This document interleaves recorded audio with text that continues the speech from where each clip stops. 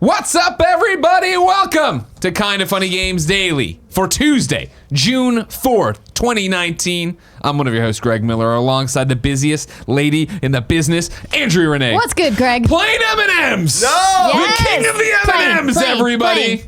Peanut, peanut, peanut, peanut, peanut. So if you think Barrett and Kevin know what's going on in life and you want to support and peanut Joey, M&M's, Joey, and Joey Noel. Excuse me, Dan Reichert is on Team Dan Peanut. Reichert. Ugh. Dirty Dan Reichert. You kidding me over there? A bunch of terrible people back in it. You can be with Andrea, you can be with me, you can be with Kameo. That's the real people who know M&M's tastes, and it's regular plain chocolate M&M's. Now don't get in here if you're new to the argument. If you missed the Patreon exclusive, whatever. If you the Patreon recording of the Kinda Funny podcast yesterday, you might have missed this poll that was going on. Joey put up between plain M&M's and peanut M&M's. That's it. No That's the other argument. M&Ms are to be considered. We're just making the argument about that right there. On that ground, who will die? It's not too late. Go to twitter.com/Joey Noel. Vote for plain M&Ms. No, If don't do no If you're a other peanut fan, M&M I'm existed, kidding. There's no poll. we're not talking Don't about bother caramel. doing We're it. not No, there talking is a about bowl. peanut butter. We're not talking about the weird jalapeno ones. Those are None weird. of those. They are I hate weird. those. We're talking We can at only least stand together about on that. classic, delicious chocolate or gross, nasty Putrid peanuts. Peanut butter. Oh, peanuts. it's so good. Like Greg and I Just so said, we gross. love peanuts. We love peanut butter. The peanuts in peanut M&Ms, however, nay. They're so good. Right now, it's only a 5% lead for peanut M&Ms. You or are, a difference, I you guess. are It's guaranteed a 10% lead. to get nasty peanut M&Ms in every bag of peanut M&Ms.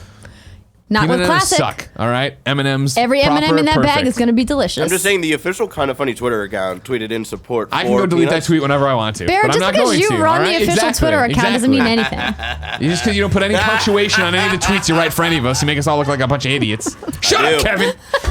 If you didn't know, ladies and gentlemen, this is Kinda Funny Games Daily. Today we're talking about the Watch Dogs leak, Apple supporting game controllers, and more. Of course, this is Kinda Funny Games Daily. I put it on. I'm all out of scores arguing about M&Ms.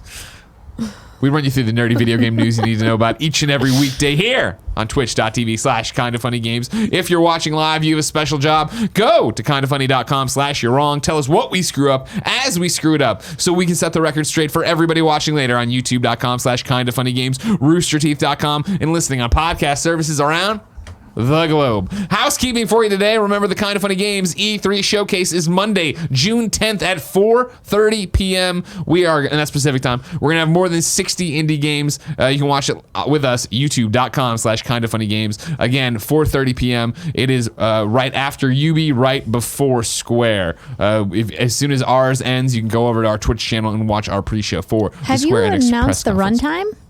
No, it's because it's not finalized. Okay. Roger's editing it right now. It'll be like last time, so right around an hour. Could be a little bit shorter, I think, based on how we pepped up our intros, outros a little bit this time around. So somewhere around an hour. But you'll be fine. You'll be all set for Square. Don't worry about it. Thank you to our Patreon producers, Daniel Massey, Blackjack, Colton Yoder, and Mohammed.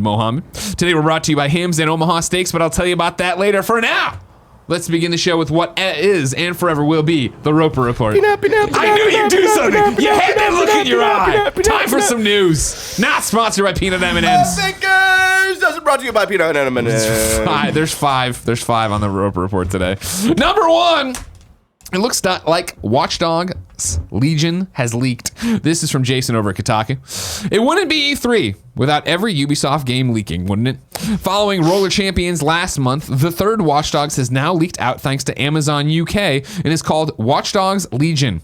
Kotaku ran together. Kotaku can confirm that this one's real, and we've heard the name from several sources plugged into the company. Watch Dogs Legion is set in London, as we confirmed a while ago, and here's the really interesting gimmick. You can play as any NPC you recruit in the game. From the product description, quote, play as anyone. Every individual you meet in the open world has a full set of animations, voiceover, character traits, and visuals that are generated and guided by gameplay systems. Back to Jason. I've heard the same, and also that you'll see different things in different points in the game depending on which NPC you're playing as. In fact, from what I've heard, this system is so ambitious that it's been causing the developers a lot of headaches, parentheses, and may have led to at least one delay. More next week at E3. Andrea, Watch Dogs Legions, how you feeling? Legion, how you feeling? I have to be honest. Not really that pumped about this. What's your problem? It's Watch Dogs. Dude, it's so cool. It's Watch Dogs. I think the idea of it's really interesting, and Okay. I think it's absolutely ambitious, as the article states. I would need to see it in real time to see how it works. But I think it's a cool concept. I was never really a big Watch Dogs person. Not because it wasn't a well-made game or because the concepts weren't neat. There was just something about that whole world of hacking everything that just never like hooked me. Did you play 2 at all? Did you give 2 a chance? Yeah, I did. Okay. I think I gave up at like the 15-hour mark. Oh wow, okay. So you gave the old college try then. Yeah, okay. exactly. Yeah. One I wanted to love. It's in Chicago. It's whatever. I didn't like the whole Aiden character. I didn't like the whole hacking thing. I didn't like the serious tone it was trying to take of vigilantism. Mm-hmm. And then Watch Dogs 2 for me was perfect. It's San Francisco and there's bright colors and this guy's fun and the DedSec loves trailers and they're watching movie trailers and like the missions are cool and zany and of course I remember that my story goes and it's tired I know. But when I jumped into a party chat one day with Mitch Dyer and James Faulkner, they were all playing Watch Dogs 2 by themselves, but hanging out in a chat. And so I was hanging out, we were all playing, and Mitch started talking about how he shoots people with rubber bullets. And I was like, what do you mean? And he's like, oh, well, there's so much wanton killing in this game with guns that to justify the disconnect between my character, who's a super nice guy who loves movie trailers, I just say it's rubber bullets. And I was like, you guys use guns?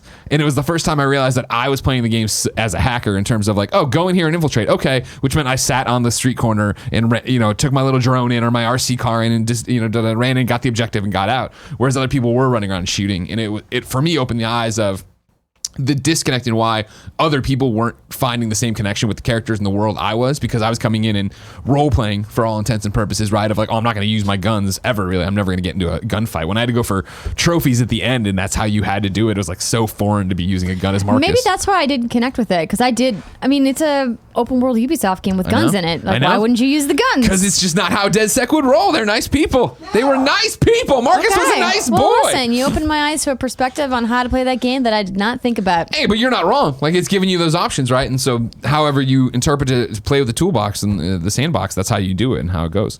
So for me, jumping off of that, I'm excited for more Watch Dogs. Mm-hmm. Watch Dogs Legion sounds so fucking weird.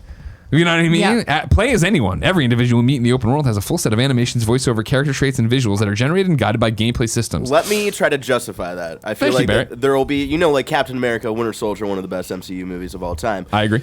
They have that like weird face mask stuff where like she's Scarlett Johansson's character like pulls it off and it's like this digital face. Yeah. I imagine it'll be something like that where like, oh, anybody you run into, you can copy their face so you can. And their traits and their voiceovers and their abilities. Like Arya, like she just takes on their face. Yeah. Mission Impossible style. Yeah.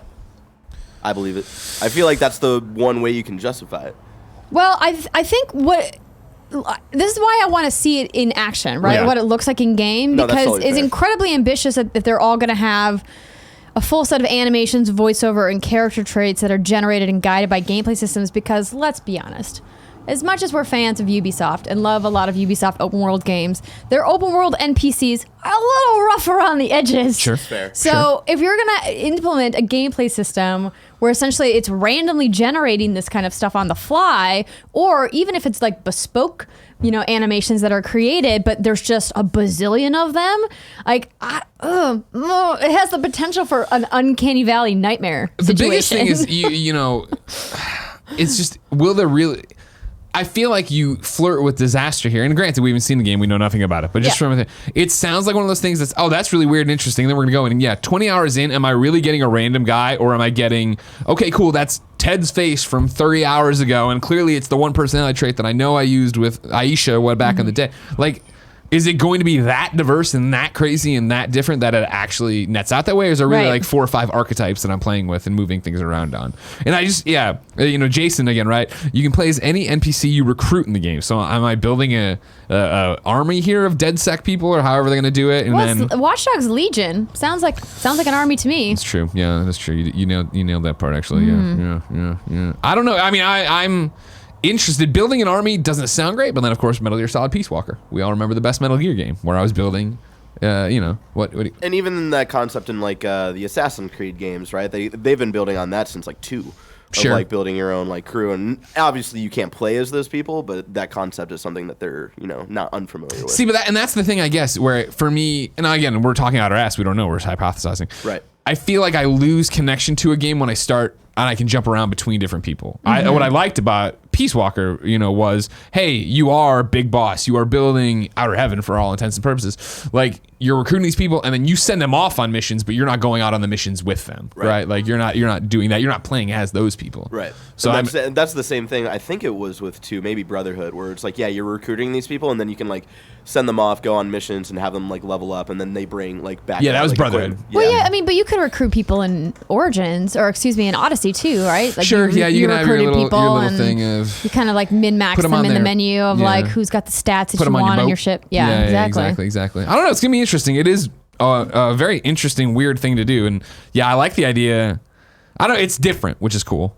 Voiceover, character traits, visuals, and then this idea that if they actually change what you'll see different things in cutscenes, I assume, or different branching paths depending on what you see. Should be interesting. Ubisoft's conference, of course, Monday. I believe I don't want to get it wrong. I opened up the GameSpot article here, right? It's Monday at 1, I believe. Yeah, the company is kicking off its live stream at noon, while the conference proper is scheduled to begin at 1 Yeah, o'clock. they do a lot of pre-show stuff where we get to hear from dev teams from around the world. But as I always say, fuck that. Watch it with Kind of Funny. You know what I mean?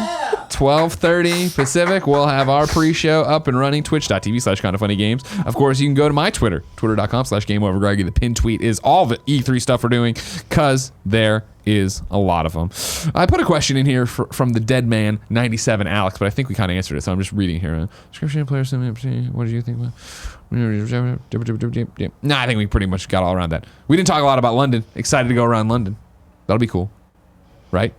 You were just there. You were just at London. Yeah. So now you can go drive around. London's fine. You can run around, do London's all the things a nice you did city. there. It is a nice city. They got the tube. You remember the tube, Andrea? I rode the tube. Wow. I got my Oyster card. Wow. Loaded it up.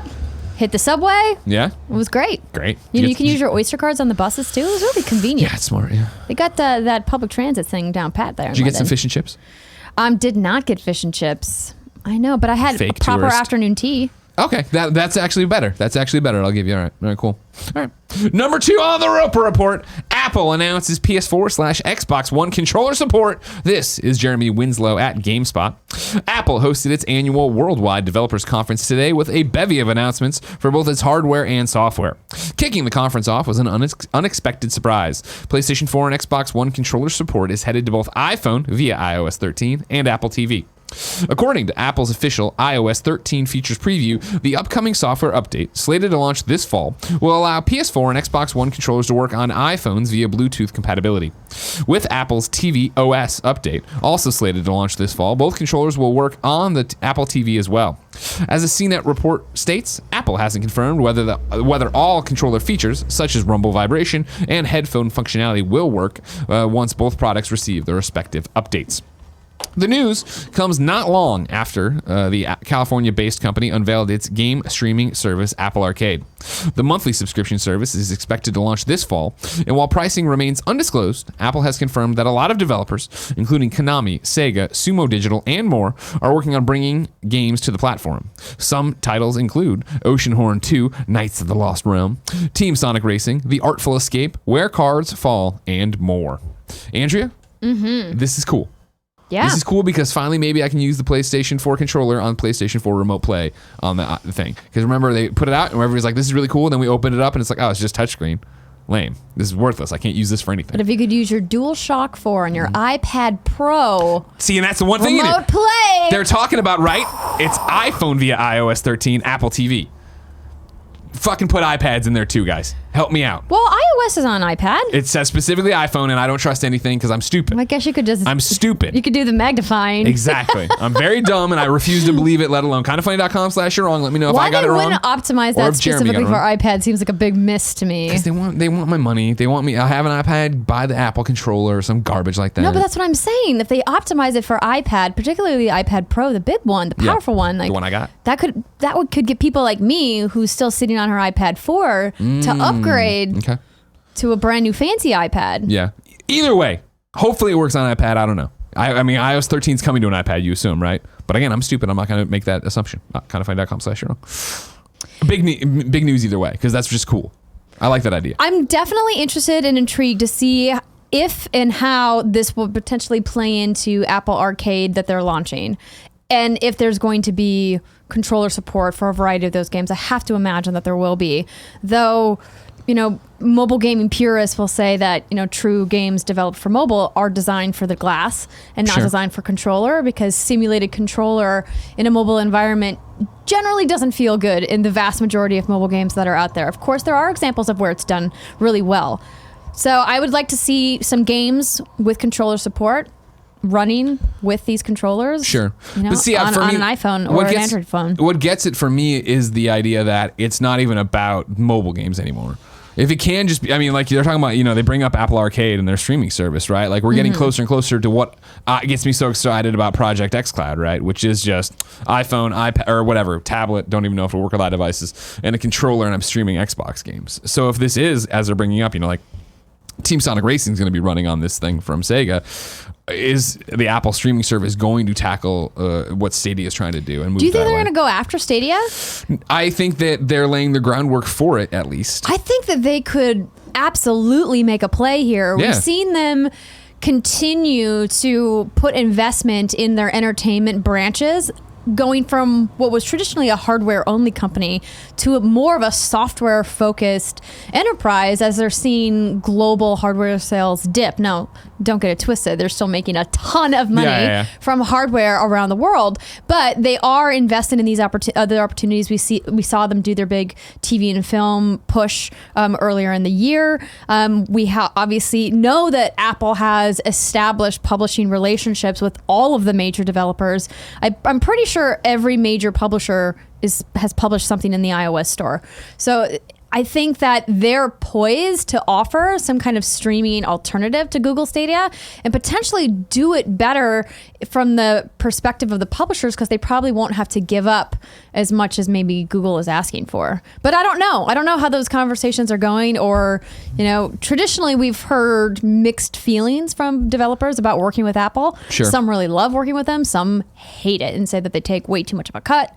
So this is interesting. I think this could potentially have big ripples down the line. I hope so. I think it's a really cool announcement. I think it's long overdue, and I'm excited to see what it moves to and leads to in this future, where we are getting closer and closer to, you and I are going to LA, controller in my bag and my iPad that I already have, right? Because right now, it's going to be on this, 3-4 day trip to LA. I'm bringing my iPad, my Switch, my PlayStation 4. You're bringing the Switch and the PS4? While on the plane, what if I want to play something? I play it on Switch. You know what I mean? Yeah. If the that hotel room, it's like 50 minutes. I know. What you want me to throw off the Switch? I refuse, Andrea. No, I refuse. I'm saying it's okay to maybe not bring the PS4 on this trip. But the downtime at hotels, you know what I mean? You can hang out with me, Greg. We're gonna hang out. We're gonna get a drink, and then I'm gonna be like, you know what I'd like to do? I'd like to go play No Man's Sky, and I'm gonna go up and play some more No Man's Sky. But I'm with you that I'm on board for the future where we could bring a single screen and be able to play multiple games across it. I'm telling you, man.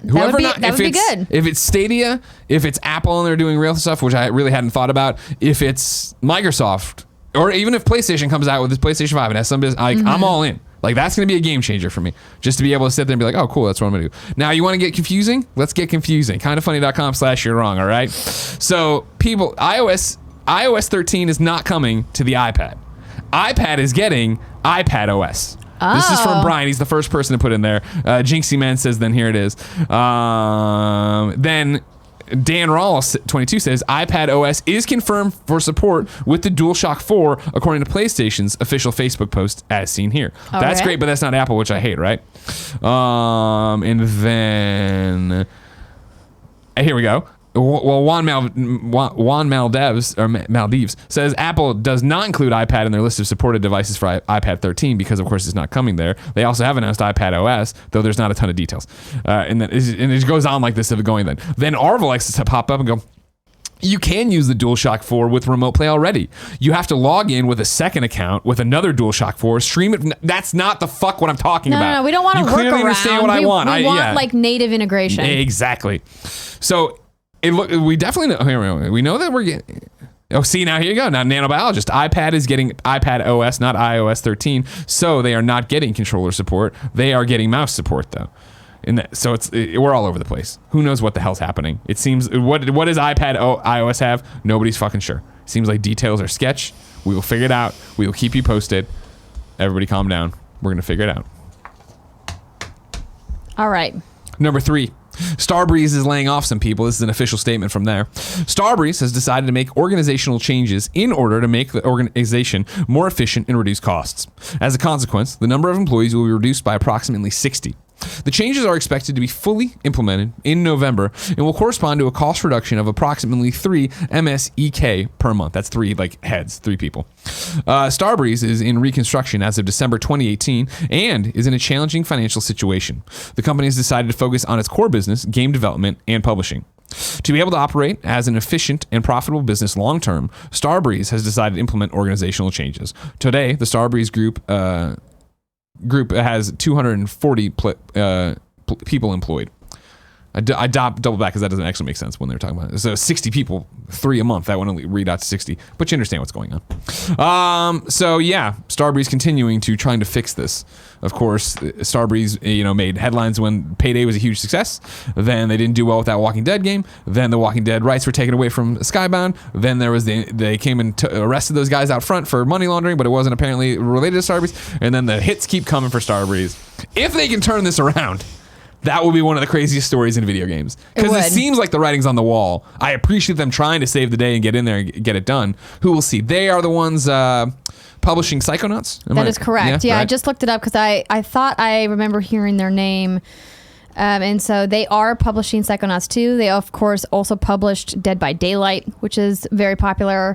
Everywhere? Did they publish that? Or was that just like one of those where they published it on a certain platform? They published it on PC, PS4, and Xbox One. My apologies. Just check.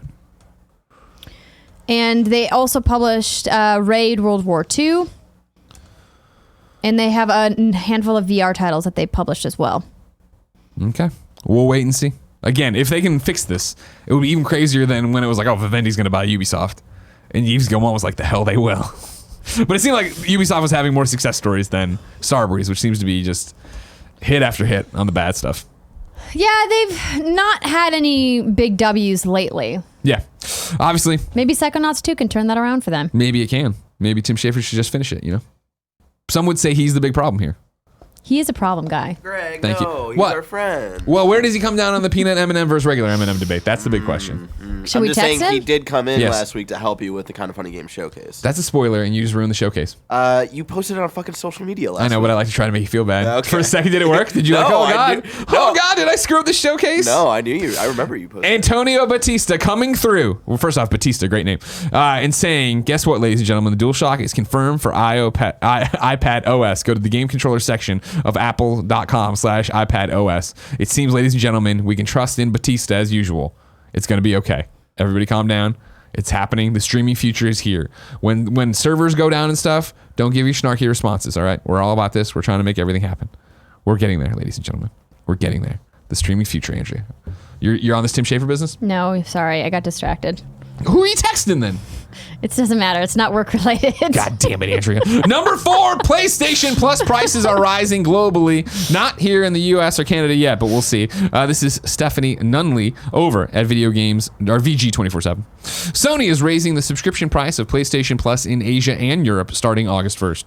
According to various notices sent to subscribers by Sony, the price increase for PlayStation Plus will vary by sub, choice, and location. In France, Germany, and Norway, only 1 month subscription prices will increase. All 3 subscription offerings have a price increase. In Sweden, it goes from $575 to $620. Switzerland from $59.90 to $69.90. Those numbers are from PSN profiles via Nibo. The last price increase for PlayStation Plus was in 2017, and prices across Europe and the UK increased by $10, or the regional equivalent for the yearly sub. The 3-month sub went up by $5, and the 1-month sub went up by $1. Japan will see the price go up from 514 yen to 850 yen for the 1-month sub, and 2,150 yen for the 3-month sub. One of those. All right, we'll see what happens. We'll see if they don't have any. They don't have. They said it's a notice from Sony to subscribers. They don't have the verbiage in here as to if they're explaining why it's happening or what's going on. But it's usually one of those. If the shoe drops somewhere else, you can expect the other one to come over here eventually. It'll be interesting to see, especially as they've removed games, right, Andrew? Like I wonder if they're justifying the price increase just because, the cost of servers, the cost of the games they are getting for the instant game collection. But of course, this comes on the heels of them eliminating PlayStation 4, eliminating PlayStation 3, eliminating Vita, bringing it down to just PlayStation 4, along with the occasional PlayStation VR title. I think that you might be overthinking it. Yeah. I think it might just have to do with global inflation rates and global currency fluctuations. And potentially it has to do with all of those things as well. But we already know the games cost wildly different prices depending on which market of the world that you live in. Yeah. I have to imagine tariffs, taxes, customs, import fees, all of that stuff figures into all of the contracts that they do globally. So I think it probably has more to do with that and less to do with services that are offered. Interesting. Do you think we'll see any changes over here in North America? I wouldn't rule it out, but they would have to message it very clearly in order to do that, because it's already, quite a big expense for a lot of gamers to add PlayStation Plus. I mean, you and I talk all the time about the value of it and how we absolutely believe there is a value there, but it's still an expense at the end of the day. Oh, 100%. Especially when you have people, like Xbox that are adding more and more value to what they're offering.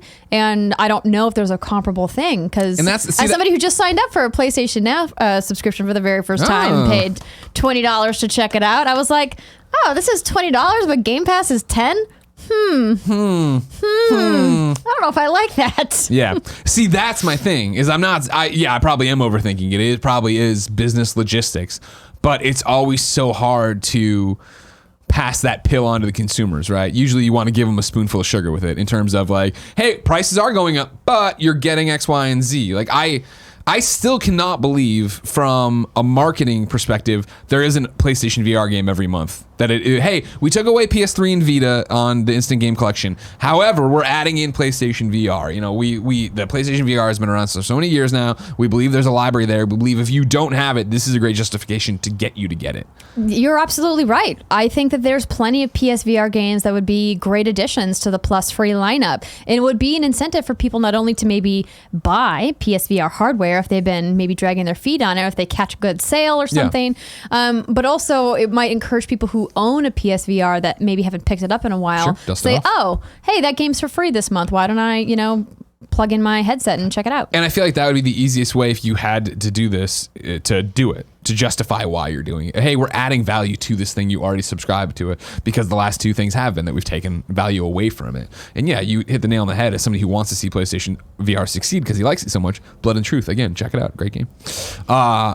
It's this idea of, why wouldn't you do this? Because I thought that was always a great move for the Vita, even of, well, fuck, I don't own a Vita, but now I hear Persona's great, and I have 7 games. If you're, playing, you've been a PS Plus member for 7 months that you've been actively downloading just to have, then you have this library ready to go. Where same thing with VR, where I think if you start it now, even right, and then do the normal thing at holiday, there's a bundle, a new bundle. There's been plenty of bundles, but a price reduction or a great bundle. Suddenly you're like, well, you know what? God, I got 6 games in there already that I've heard great things about. Why not? Exactly. You were playing Trover the other day, right? I was, yes. Tell me about it. I still haven't turned it on. I love obviously Justin Roiland. I loved Accounting Plus. Are you playing it in VR? Or are you playing it just normal? So I've been doing a little bit of both, because I struggle in VR, so I can't really play for more than 30 minutes at a time in VR, and so I've been taking turns kind of doing it in regular 2D and then putting the virtual reality headset on.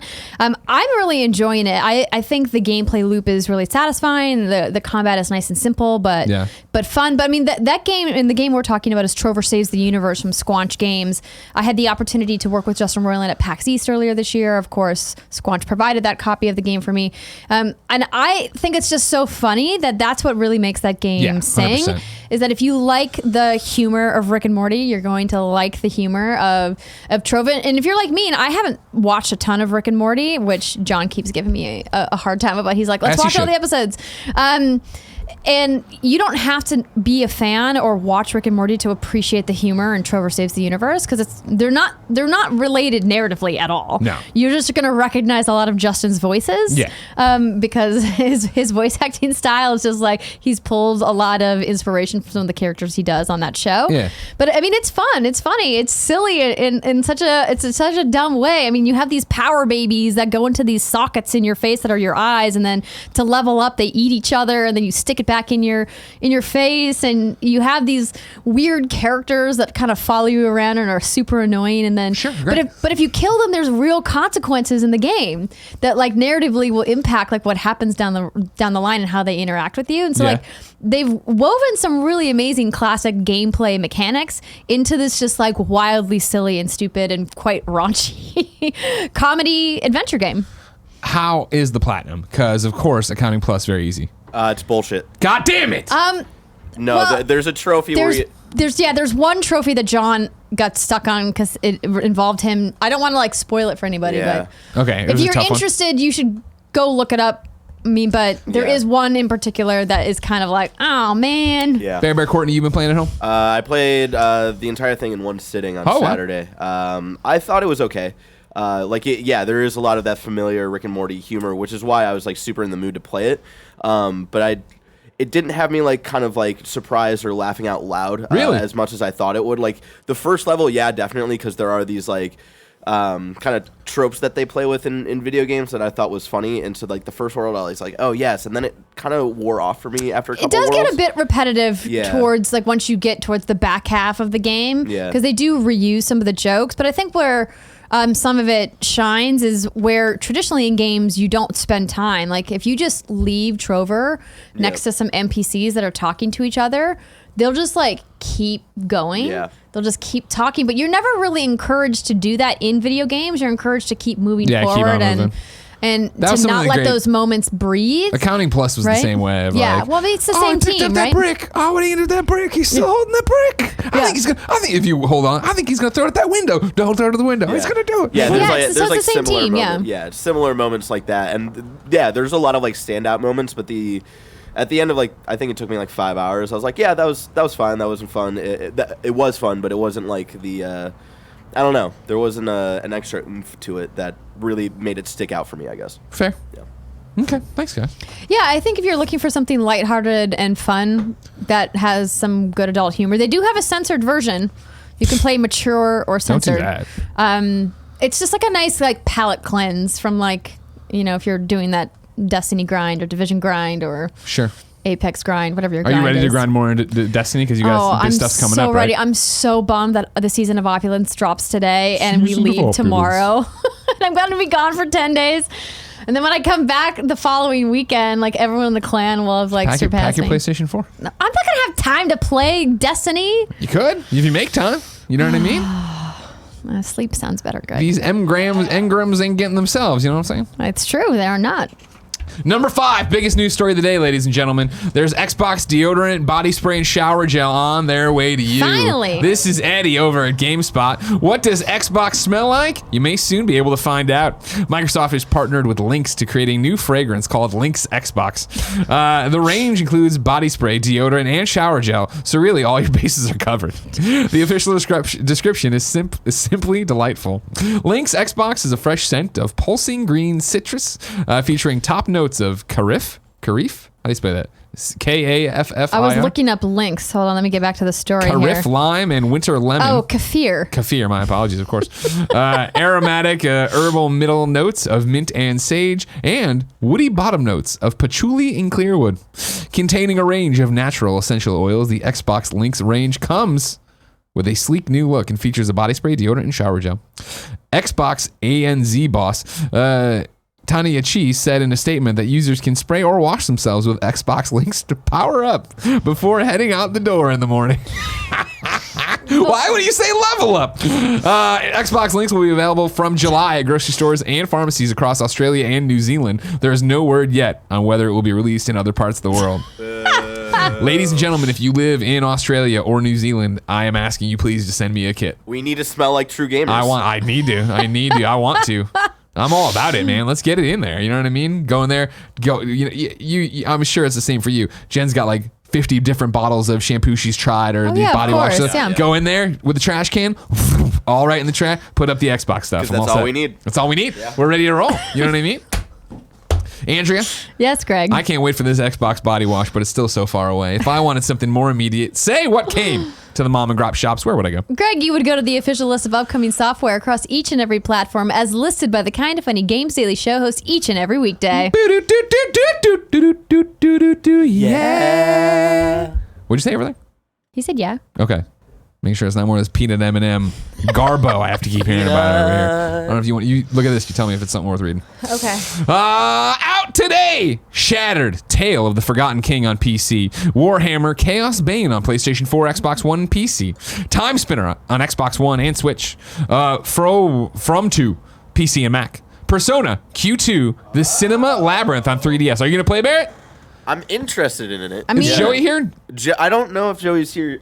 Joey! She asked for a code a long time ago. I don't know if she's here yet. This is pretty good. We should probably say this. Okay, we're gonna save it or no. We should say this. Okay, you look it up and you get ready to read about it because you're the only one who understands what the hell anybody's saying. Okay. We got breaking news on Destiny 2, ladies and gentlemen. We're gonna have some information here in a second. BattleTech Urban Warfare comes to PC. Kotodama, the 7 Mysteries of Fujisawa comes to PlayStation 4, Switch, and PC. Trover Saves the Universe is on PC. Effie is on PlayStation 4. The Legend of Heroes, Trials of Cold Steel comes to PlayStation 4. Tiny Derby comes to Switch. Pershing comes to Switch. Can I see a trailer for Tiny Derby? Red Siren Space Defense comes to Switch. The Incredible Adventures of Super Panda come to PC. Reventure leaves early access on Steam today. Elder Scrolls Online Elseworlds is out, or Elsewhere is out now. It's a massive new chapter on Xbox One, PS4, PC, and Mac. Summer Funland is on PlayStation VR. And Ancient Relics, the archaeological theme story pack for Stellaris, is now available. New dates: Swords of Gargantua VR game, which is coming out on June 6th for Oculus Rift, Vive, Windows Mixed Reality, and Oculus Quest. Jumanji, the video game, is coming to PS4, Switch, Xbox One, PC, November 15th. Astro Bears, the sequel to the compulsively playable hit for Nintendo Switch, will be available on the eShop July 19th. And then Dreams is getting an early access patch on June 6th. What is it? Let's kick it over to Abby on the PlayStation blog. What's new, you might ask? Well, just that. We've added a What's New feature to the main Dreamverse menu so you can see what Media Molecule content has added. For this update, you'll find Ancient Times art kit and its adorable new characters and everything you need to craft a gorgeous scene. We'll also start a community jam called Ancient Times on June 11th, so you'll have the perfect excuse to try out these new assets. We'll also be adding 2 games to the that's Media Molecule Arcade, Combo Crush, a coin collecting frenzy that you can remix and make your own, and fan favorite Comic Sans, created by 4 Media Molecule jammers on a train during Train Jam 2018. You'll also find new multi-part imp quests to reward your creativity with some cute new imps. Smaller stuff is also there. You can get it in the patch notes. However, Abby ends with this. Oh, and one more thing. We recognize that in a living, evolving game like Dreams, waiting a whole month for updates can feel like forever. So from now on, we'll be updating early access for Dreams more frequently with little changes and tweaks in between our major content drops. You'll see what we mean this month as we make more improvements to sorting, discoverability, and more. Andrea. Yes, Greg. What is happening with this Kotaku Destiny news? Okay, hot off the press from Jason Schreier over at Kotaku. A spanking hot new leak has revealed the next Destiny 2 expansion, and it's set in the place from which wizards come. Shadowkeep, which will take... Moon? That's correct. Shadowkeep, which will take Destiny players back to the moon, will go live this fall. Bungie plans to officially reveal Shadowkeep during a live stream on Thursday afternoon, but word has leaked out today thanks to data miners digging through the PC files in today's big Destiny 2 update. Come on, you guys! Don't you know that everything's going to be data mined? What the heck? Data mined. The moon was one of Destiny 1's major locations, but has not yet made an appearance in the sequel, which came out in 2017. And according to the Reddit, where the data miners were posting all of their findings, it appears a bad juju catalyst is in the data mine files. Bad juju, of course, an exotic gun. Okay, really I did not know what that was. So obviously, we'll hear more from Bungie about this in just a few days. No surprise that a leak came out. But I'm... What? Oh, you're supposed to be excited. I hate the moon, Greg. Why? You go there, you know how many helium filaments I had to mine on the moon? You get the little things out of the plants. I spent so many hours farming those dang things on the moon, going circles around the moon on my fucking sparrow collecting helium. Look, it sounds so exciting. filaments. The next chapter in the Destiny experience arrives this fall as terrifying shadows descend upon a forgotten moon. Return to the lunar surface. Journey deep into a mysterious enemy citadel. Become a slayer of nightmares. So that sounds cool. If you look closely at the art here. Barrett, do you want to go to Kotaku and bring this up for any visual listeners out there? They have, yeah, if we get it on the big screen, that'd be great. I could also just like zoom in on my computer here. Just go to Kotaku.com. It's their top story. You're fine. You can see like this giant red gate that looks kind of reminiscent of some of the stuff we saw from the Red Legion, which is the Cabal that we fought in the beginning of Destiny. Sure. I don't know if the Cabal are going to figure in here. The moon, traditionally a location for the Hive faction of Destiny enemies. Fought many Hive monsters there. Of course, we had a raid on the moon. So I don't know. When I think of nightmares, I tend to think of the Taken enemies, which I also don't really appreciate or like, but they've figured in quite heavily in the last couple content updates from Destiny. So I don't know what this means. I'm not sure. Return to the lunar surface. But you're not super excited, which is the scariest part. Listen, if they can do something snazzy with the moon, I'm down to explore. And listen, here's my thing, Greg. You know me. I'm going to let you talk. I love Destiny. I know. I'd love to complain about Destiny. If there's one thing Andrea loves more than playing Destiny, it's complaining about Destiny. It's just, when you're so close to something, you just want the best of it. Sure.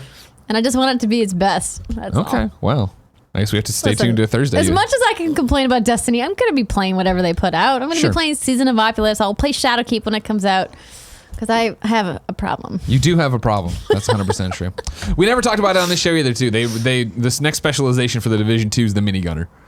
The Gatling gun. Yeah, the Gatling gun? Yeah. So there, I've talked about it now. That's the one they delayed. It was supposed to drop with Title Update 3, was it not? Yeah, now it's Title Update 4. I don't think it delayed? I remember them. Yeah, yeah, they delayed it. They do everything right, so Listen, I don't know. I'm confident in this, but of course, kindoffunny.com/you're wrong. That's what it exists for. It does exist for that exact reason. Fran will be in there and be like, now wow. Deal of the day for you, ladies and gentlemen. Steam World Environment Day sale is today, up to 80% off. Subnautica, Flower, Everything, East Shade, and more games featuring the natural world. A portion of the revenue from each sale will be donated to organizations like Greenpeace, World Land Trust, and the Nature Conservatory. In addition, One Tree Planted will plant a tree for every copy of Plane sold during the event. The sale started on June 3rd, and it will end on June 7th. Yeah, June 7th at 1600, 4 o'clock, 4 p.m. Pacific time. This ain't no military. You know what I mean, Bear? Yeah. Thank you, buddy. I'm glad I made you turn on the microphone for that. Time for reader mail, but first I'm going to tell you about our sponsors. Let's start with Hims. Nick and Andy noticed their hair was thinning and they decided to do something about it. They went to 4hims.com, a one-stop shop for hair loss, skincare, sexual wellness, and more for men. 66% of men lose their hair by the age 35, and the thing is, once you start to notice, it can be too late. It's easier to keep the hair you have than worry about the ones you've lost. Thanks to science, baldness can be optional. Hims connects you with real doctors and medical-grade solutions to treat your hair loss. You get well-known generic equivalents to name brand prescriptions to help you keep your hair. No snake oil pills or gas station counter supplements. These are prescription solutions backed by science. There's no waiting room, no awkward in-person doctor visits. You save hours by going to 4hims.com like Nick and Andy did. They went there, answered a few questions. The doctor reviews their case, looks at some photos, and then prescribes products that are shipped directly to your door. My listeners get a free trial month of Hims for just $5 today, right now while supplies last. See the website for full details and safety information. This would cost hundreds if you went to the doctor or pharmacy. Go to 4hims.com/gamesdaily. That's FORHIMS.com/gamesdaily. 4hims.com/gamesdaily. Up next, Omaha Steaks. Y'all know I love Omaha Steaks. How do you know I love them? Because I sent them to my dad for birthday or Father's Day. It must have been birthday, because he loved it so much that he sent it back for my birthday, and now the cycle continues, and everyone is happy with meat in their freezers and stomachs and eating great things and having good times. Be like my dad and me and be fat and happy. Looking for an easy, affordable way to stock up for summer grilling or take care of Father's Day, which you're probably going to forget about? Think Omaha Steaks. Omaha Steaks is America's original butcher, making special occasions easier since 1917. Right now, Omaha Steaks is giving a limited time Father's Day gift to my listeners. Go to omahasteaks.com and enter the code KFGames in the search bar for 74% off the Father's Day Steak Fix gift package. A $235 value now for just $59.99. Order now and you'll get 2 tender filet mignons, 2 top sirloins, 2 savory pork chops, 4 Omaha steak burgers, 4 massive gourmet jumbo franks, 4 crispy chicken fried steaks, all beef meatballs, 4 premium chicken breasts, 4 caramel apple tartlets, a packet of Omaha Steaks signature seasoning, and you'll get 4 extra Omaha Steak burgers for free. You can order now and get this exclusive offer, Omaha Steaks Father's Day Steak Fix gift package, all for a $235 value, I should say, for $59.99. Go to omahasteaks.com and type the code KFGames into the search bar. Don't wait. This offer ends soon. Go to omahasteaks.com, type KFGames in the search bar to get the Father's Day Steak Fix gift package today. What gift was cracking you up over there? So, Corey added again. Of course Corey did. Mind blown. He says, when you realize plain M&Ms are better, since you can always add a handful of peanuts if you want, but or a superior nut. But taking the peanut out of individual peanut M&Ms isn't worth the work. There you go. Think about that, Barrett. Next time you and your friends are over there. Think about the delicious M&Ms in trail mix. Always the classic milk chocolate. Because there's peanuts already in trail mix. You don't need the peanut wrapped in the candy shell. M&Ms suck, Barrett. But you know what? Peanut M&Ms, it's great because you just have the M&M and the peanut and not all the other bullshit that comes with trail mix. No, there's always bunk peanuts in there. Yeah, I fucking said it, Greg. Barrett, do you know how offensive you're being to Andy Prince? He wrote in to patreon.com/kindoffunnygames, but you're over there ranting about M&Ms, and it's frankly embarrassing, and it reflects badly on all M&M peanut people. Jesus. Just go on with the show, Greg. Andy writes in and has the floor to drop some knowledge and opinions and reviews on us. Hey, Andrea and Greg. In regards to yesterday's talk about Fallout 76, I wanted to chime in. I paid for the Power Armor Edition and love the series. I haven't felt that burned in a long time, especially because 76 felt like it was made for me. I'm the type of Fallout player who keeps finding their own stories and adventures within the world hours after any story ends, a super niche group. I've put over 200 hours in, and with constant random issues, I've still found myself jumping in over and over to play again since launch.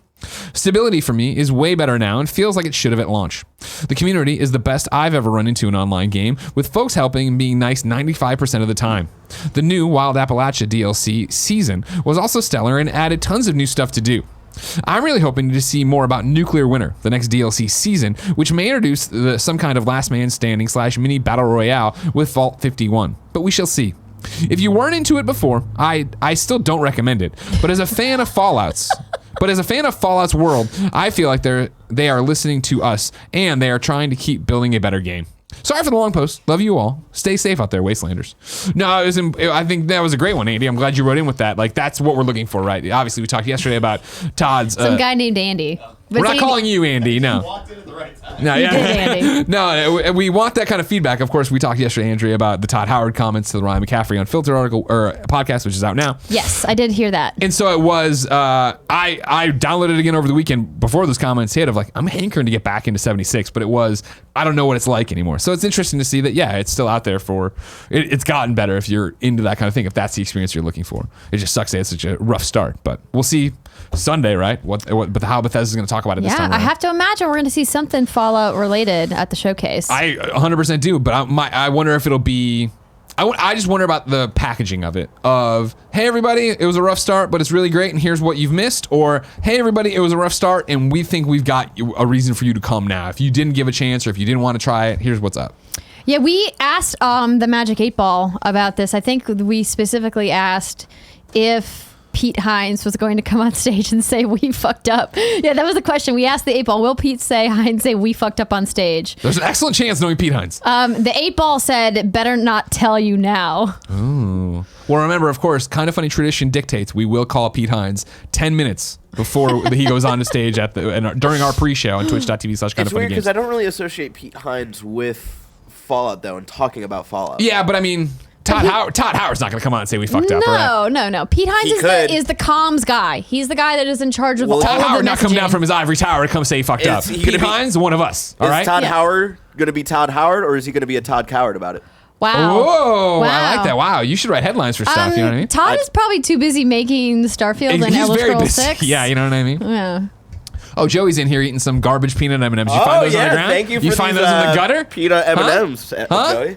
Don't flick me off, Joey. What Joey doesn't know is that I opened that bag and tossed them all in the toilet and then pulled them out and put them back in the bag. That's impressive. Thank you. You know what? Even though they've gone in the toilet and out of the toilet, still better than regular M&Ms. You know what I'm saying? God, you're disgusting. You know what I mean? Literally, you got poo in your mouth now. Saucy Biscuit wants to continue talking about Fallout 76. Literally, you got poo in your mouth now. There's another gift for you, Corey. What's up, KFGD crew? Yesterday, you guys mentioned Fallout 76 going free to play, and I think that's a great idea. But what do you think about the chances of it coming to Game Pass? It seems like Bethesda and Microsoft have a pretty good relationship with many of their bug titles coming to Game Pass or already. Sorry. How do you think they could talk it up at E3 followed by, and it's free to play on Game Pass? Could doing that, plus not giving up on this game, help restore Bethesda's reputation? Would love to hear your thoughts. Stay groovy. What does that mean, bug titles? You know how Bethesda's games are always buggy. But like all of their games are kind of buggy. That's what he's saying. Well, that's what he's saying. Wolfenstein wasn't buggy. Yeah, that's why it's more of a Fallout. Skyrim open thing. world stuff. Yeah, exactly. Yeah. Personally, Saucy Biscuit and Andrea, I'll be interested in your take. I think that'd be the wrong move. I think what you have to do is come out.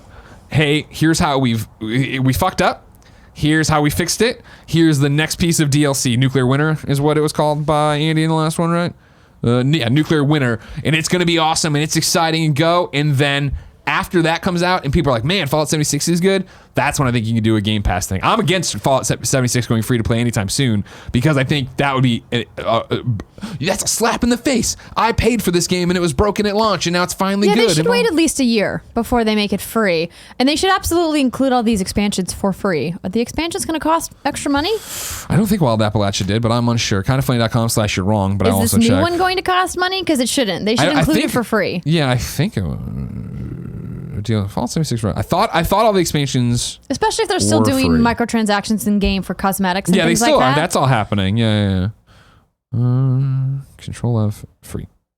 Interesting. Yeah, it's been too long. I've been removed from it for too long, but I'm pretty sure it was. I also don't think Bethesda's reputation has been smeared so terribly by what happened with Fallout 76 that they're not going to have successful launches for their other titles. They have a wide slate of games. They have a ton of stuff coming down the pipeline. You know, we're expecting to see something from Doom Eternal at the showcase. Yeah. We expect to see something from Wolfenstein Youngblood. We're definitely going to see something from either Elder Scrolls Blades, Legends, or Online at the show. Hopefully we'll see a new IP. You know, like I think that, you know, what we talked about this back at the end of the year of 2018, where I had said, I think people are upset now, and rightfully so for a variety of reasons, but I think this is going to blow over by the time Bethesda announces their next big game, and they'll be fine, you know? And you were right. Good job. Hey, #Andrew. Fallout 76 DLC is free because of microtransactions. Yeah, so all the expansion stuff is all out there. Yeah, I was the guy who there was like, are they gonna have to? Can they do an E3 press conference? Because it seems so dire at the point in time. And so yeah, but the fact that we're here now, and I do think that it's not a all right, all's forgiven, you fixed it, but it is that thing of it's simmered down in terms of the internet hate machine. They have been committed to making it better. It seems. I mean, again, we have Andy saying that, and I mean. I feel like, yeah, they're in a much different spot than they were when it first launched, and everybody's like, what the fuck? Yeah. And I think when you do come out, and Bethesda, again, in the past, has always been really good, it seems, about being transparent on these things and being the ones who say fuck Nazis and being fun on stage. So I think you can have fun with that of coming out and be like, yeah, we fucked it up, and we're committed to not unfucking it, and we're, you know what I mean? Like, we're almost there and move that way. Will they do that? I don't know. Will Pete Hines answer his phone on the Bethesda show? We'll find out Sunday. I'll do my best to try to find him. Oh no, he always answers. It'll be fine. Good. Don't worry about it. More like Pete Fines, you know what I'm saying? Is that so? Like, you think he's like attractive? Yeah, he's a good-looking dude. Oh no, he's a great looking dude. No, I'm not fox. saying that. I was just making sure I understood what you were saying. Especially when he says "fuck Nazis." Agreed. Steve Saylor, the blind gamer, writes into patreon.com/kindoffunnygames and says, I'm so excited for what you both have planned for E3 with Kinda Funny and What's Good Games. I am even more excited as I will also be attending E3 for the first time as part of an ESA accessibility event. My question is, what is your advice for attending E3 for first-timers? I know probably some of the Kind of Funny best friends will be attending for the first time as well. And I thought, who better to get advice on how to navigate all the shiny things than from veterans such as yourselves? Without breaking NDAs, are there any booths you're excited to go to? What indies will be at the E3 that will be at the Kind of Funny Game Showcase that a best friend should go say hi to? What are the little trade tips and tricks that you can give to help make this E3 one I and the Kind of Funny best friends won't forget? That is a great question. I'm so happy to hear you're going to be at E3. Hopefully we'll get to run into each other and catch up and say hello. For your first time at E3, I would recommend making sure if you have a specific game you want to see, arriving early and being prepared to wait in line to see it. Or if you have a looser schedule, arrive like an hour or two after the doors open, so there's not such a cluster of people trying to get in and go through security, because they are doing extensive bag checks and metal detector checks this year, because each year for the last couple of years, the ESA has really stepped up their security measures, which is important and very good. But if you go, so it's like PAX, right? If you go right when the doors open, you have to wait in the queue hall forever. And then like they open the doors and everybody runs and it's like this big cluster. But if you show up like an hour after the doors open, you can just walk right in. Have your iced coffee, walk on in. Nothing is scarier than, like last year I was working the show floor for the last couple of days, and I walked into the side entrance for people working on the floor, and nothing is scarier than walking right there, right when the doors open, and people start fucking like running. And I was like, oh my god! Like I ran a little bit to the side, got the fuck out of there. But that was terrifying. I saw my life flash before my eyes. It can be really scary, but they're really good at the convention center about not letting people run, because whenever you see somebody running through the convention center, it's like a big flag that something is happening, like an emergency or somebody's chasing somebody or something. So don't run anywhere. Don't hurt anybody. Don't run anywhere. Another like insider pro tip, if you are staying all the way through the whole week, Thursday at the very end of the show, for like the last 2 hours of the show, floor hours, if you're really interested in getting swag, make your rounds to your favorite developers, because odds are they have boxes of merch that they do not want to ship back, that they would be more than happy to give you stuff. Yeah. Now, it doesn't mean you're going to get a t-shirt in the size that you want, or you're going to get the poster or the button or whatever the thing is that you want, but without a doubt, there will be people who are like, please just take this thing. I don't want to ship it home. If you're there in the last 30 minutes too, just take the TV screens. No, don't do that. No, that's theft. That's what I started doing. No. The pro tip I'll give you, right, is one that you know and I know well. We use it all the time. But when you're trying to get from West Hall to South Hall or vice versa, right? Outside. Do the outside. Do not. Your mind would tell you to go to the front and take the giant hallway. It's always just terrible. When you're coming down, if you're leaving West Hall, right, and the cafeteria is over here on your right, go to those glass doors that lead you outside. There's food trucks and stuff there, but you can also just cut all the way over to South Hall. It's so much easier. It's way better the outside shortcut is definitely the way to go. It's clutch. You know what I mean? But then, like you're saying, Steve, I mean, try to book whatever appointments you could. If you're going general, try to go prioritize what you want to see. Be prepared to wait in those lines. Get over there. Do that stuff. And then also try to cluster your West Hall booths with your West Hall appointments, and then vice versa for South Hall, because it is at a minimum like a 5-minute journey between the two halls. Yeah. So if you book your appointments back to back, inevitably you're going to be late for something. So try to make sure you have buffer time between your appointments if you are booking appointments, or if you look at the floor map and you're like, okay, on Tuesday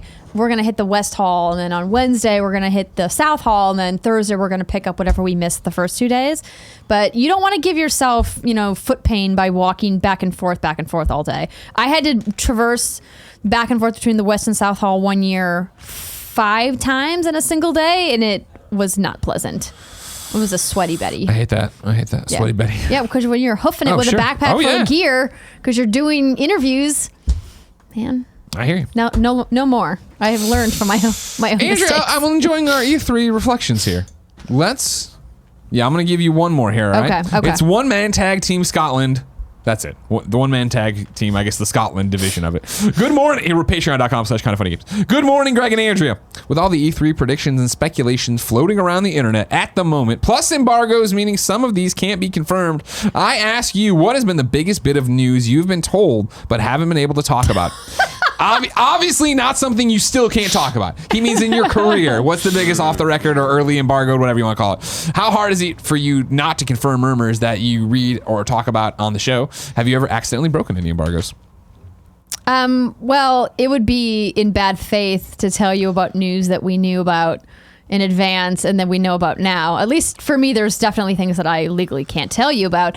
But I can tell you about a time where I thought that I broke an embargo, but I actually didn't. Okay, what do you got? So what happened was there was a preview we were doing for Sunset Overdrive. Gotcha. Yeah. Fabulous game from Insomniac on Xbox One, and I saw that Game Informer had posted their coverage. And so I was like, oh, okay, I must have gotten the time wrong. So I pushed my video preview live because we were all at the same event together. Sure. And I was like, okay, great. And then I immediately got a message from PR being like, oh, the embargo is not until tomorrow or whatever. Yeah. And I was like, oh, well, I saw Game Informer's coverage go live, so I just assumed that, I got the embargo time wrong. Yeah. And they're like, no, we need everybody to pull their stuff down. Game Informer wasn't supposed to publish that. Jeez, that's how it always goes, right? And I was like, oh, my bad. And so I pulled it down right away. Yeah, Thankfully, it had only been up for like an hour. And we hadn't done any social push on it. So it only had a couple of views or whatever. But the reason why it was really interesting is because the day before, they'd put out a dev diary that virtually explained everything that we were going over in our preview. And so I had called them that day and been like, oh, so we can push everything live. And they're like, no, the other embargo holds. And then the even more confusing part was the print coverage had an earlier embargo than the video coverage. And I just assumed it was because they were going to put out a new piece of gameplay, but then they put that new piece of gameplay out ahead of the print coverage embargo. And so I was all kinds of confused over what I was supposed to do. Yeah. So that kind of stuff happens from time to time. Yeah. But generally speaking, I've never actually broken an embargo as being the one person who broke embargo. Yeah, I can't. I've also had nothing accidentally posted either, because that's happened to several people I know. Yeah, where it's a back-end CMS issue, or Dude, YouTube IGN messed up happened the all the scheduling, time where we'd put it in there, and this is back in the old CMS days, and something would happen where the UK would see it and think something and publish it, or it would be in the wrong time zone, or something would just happen and it would just go live. Shit like that all the time. I'm trying to think. Yeah, I've definitely broken embargoes, but it's luckily, knock on wood, always been tiny things. Where I publish something and oh, hey, the reviews aren't supposed to go live for another hour. I was like, oh, fuck. And it's some small game, not I've never blown it for a giant first party release or an Xbox announcement or anything like that, which has been, I hate it. Nothing scares me more than when and I don't have to do it that much anymore, thank goodness, but putting in articles and setting it to 12:01 and did I get the right PM? Yeah. See, we don't do that anymore. At What's Good, we don't even mess with that. We generally will just hold the video and then we'll upload it after the embargo, because we're not in the business anymore of breaking news. Yeah, not that What's Good was ever that business, but I've worked at news outlets, so have you, where it's a race to see who can get their coverage up the fastest to try to get as many clicks as possible. And I'm so glad I don't have to live that life anymore. Yeah. Yeah, good question. Fun one. Walk down memory lane, right? I don't fall in the same camp as you. Not that I'm throwing shade at you or anything. For what's the biggest thing you've known? I mean, if you name a PlayStation thing, for being the PlayStation guy for so long, I probably knew about it, right? I remember when I was told by someone at PlayStation that The Last of Us the Ant thing was a Naughty Dog game, and I was like, what the fuck are you talking about? And then being at dinner and somebody there who was from PlayStation was being very guarded, and I was like, listen, the thing is Last of Us, God of War is going to be this multiplayer thing with 4 factions, or some other thing. And fuck, they really do tell you everything. And then everybody was allowed to talk to me about it, whatever it was.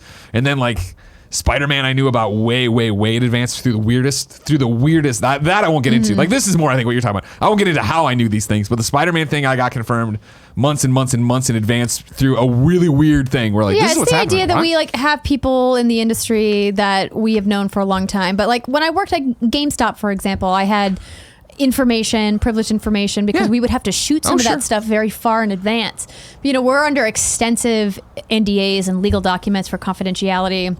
but I mean, sometimes you get to see like the prices on games or the prices on hardware and SKUs and titles and special editions and things like that in advance. To your question then, one-man tag team, how hard is it not to confirm rumors and stuff? It's not. Like, this is what I was talking about with the Gamescast Andrea had to turn off because we were promoting too much E3 stuff at the front.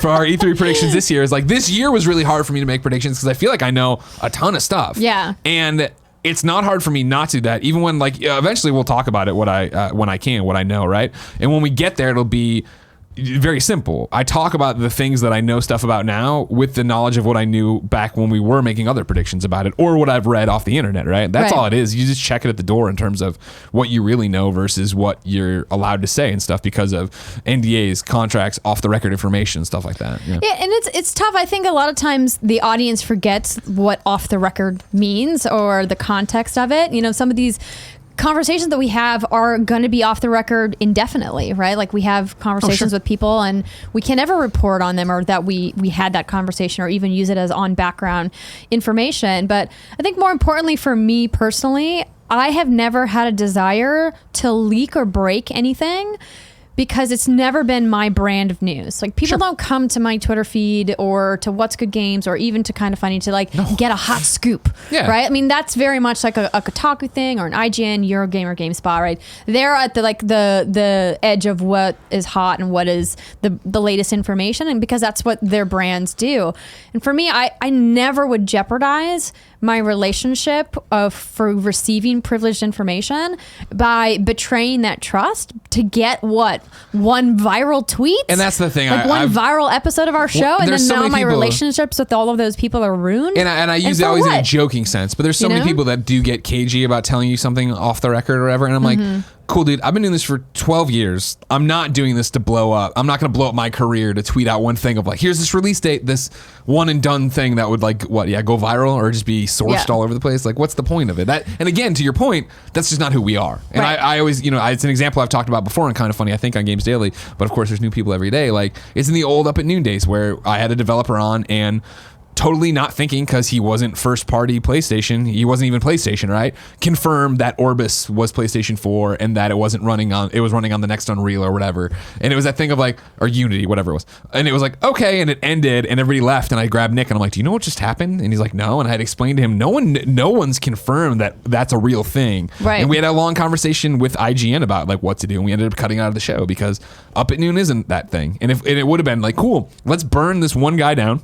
Right. This one developer, burn him to the ground, end his career, probably get him fired, and then who's going to want to come on Up at Noon and ever talk to us again and that thing and not be totally guarded, especially for our fart show, you know what I mean? We just did a monologue making fun of all this crap. Like you're not coming for the scoops. That's the thing. It's video games, and I think that's something that we have conversations with our audience about a lot. Is that what we cover is not life or death news. It's not impacting people's day-to-day lives, their finances, like people at your Fox News, your CNNs, your Huffington Post, people that are doing like political coverage of whatever flavor is your variety. Like that's not what we do. We cover entertainment news. This is for laughs. This is for funsies. This is infotainment at its best. And there's plenty of people, Schreier, Kotaku, Waypoint, that are doing, or Vice Games now, that are doing the opposite of that are doing hard hitting, blah, blah. But you understand the brand of Kind of Funny shenanigans you're getting into when you come here. Kevin's going to come in and scream stuff. We're going to yell about peanut M&Ms. Exactly.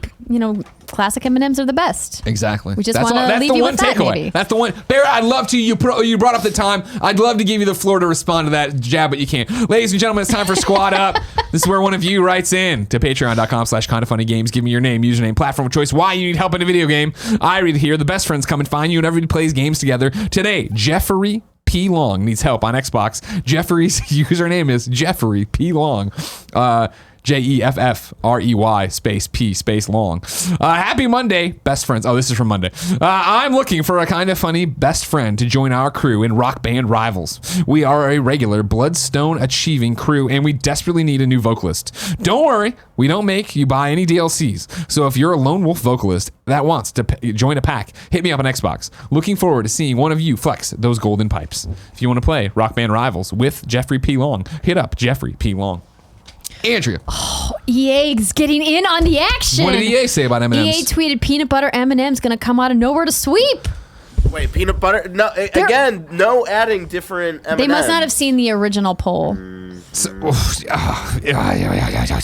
Also, to confirm, for people listening who are not familiar, this is a poll at Joey Noel's Twitter account where we are purely voting on classic versus peanuts. Yes. We are not talking about caramel. We are not talking about peanut butter. We're not talking about the crispy for a different day. Or the pretzels. We're not talking about any of those. We're not saying what the best one is. No. We're just saying out of these two. Out of these you two. You could only choose. We asked people watching classic. live on twitch.tv/kindafunnygames to go to kindafunny.com/you're wrong and tell us what we screw up as we screwed up. Nanobiologist points out that he's hearing that Australian PSN users are reporting a price increase for PlayStation Plus as well. Nanobiologist points out Trover Saves the Universe is on PS4 today as well. It wasn't on PS4 last week, and then it's on PC this week, I thought is what the deal was there. But either way, yes, it's everywhere. That's not a You're Wrong. We're keeping it to You're Wrongs today because we're moving. Some people are putting in news here. Albino Yeti says we missed that Ghostbusters Planet DLC. I'm sorry, DLC for Planet Coaster is out today. A lot of people pointing out that Andrea is wrong. Fran is awake and he's streaming Destiny already. Of course he is. Nanobiologist says the minigun specialization was shown in the April 4th Battle for DC trailer, but was announced to be coming later after the raid. He can't find reports of it being delayed. And I think we got it. Did not receive a response from one Tim Schafer. He might be preparing for E3. What a coward. You know what I mean? That's the worst. I don't respect peanut M&M eaters, but I respect that they are dumb enough to take a side, even if it's the wrong side. Tim Schafer, though, wants to ride in the middle. He doesn't want to pick what M&M it is. You know what I mean? Everybody, right now, tweet at Tim of Legend. Get off the M&M fence. No context, nothing else. Ladies and gentlemen, this has been Kinda Funny Games Daily. Remember, we're here each and every weekday. Twitch.tv/KindaFunnyGames. Later, YouTube.com/KindaFunnyGames. RoosterTeeth.com. Podcast services around the globe. Tomorrow, it's me and Gary Whitta. Thursday, Fran is a coward and dropped out, so it's Tim and Andy. Friday, it's Tim and Mike Mahardy from GameSpot. Andrea. Yes, Greg. I will see you in LA for EA Play and E3 in general. I'm so excited. I can't wait. Until next time, ladies and gentlemen, it's been our pleasure to serve you.